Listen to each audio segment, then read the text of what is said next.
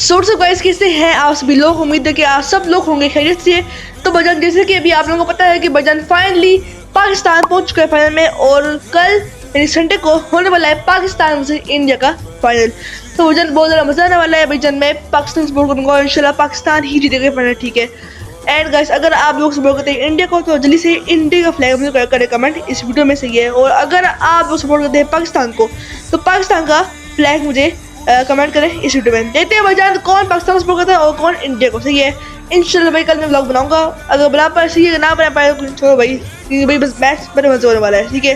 तो जल्दी से सब्सक्राइब करें, लाइक शेयर करें and don't forget bell icon. And also guys शायद भाईजान कल का मैच होने वाला है हीटिंग मैच, क्योंकि भाई लास्ट मैच में अभिषेक शर्मा की और हर्ष की होगी थी फाइट, थोड़ी सी फाइट हुई थी, मतलब बस वो मसला हो गया था कि क्या होता है फाइनल में भी हो।